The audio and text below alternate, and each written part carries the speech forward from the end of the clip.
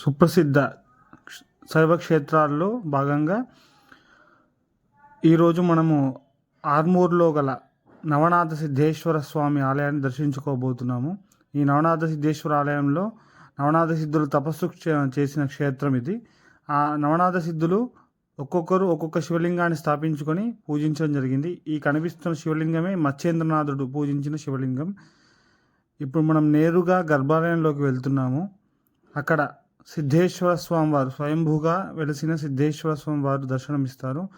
చాలా అత్యద్భుతంగా దర్శనమిచ్చే స్వామివారి దర్శనం అమోఘమైనది, అద్భుతమైనది.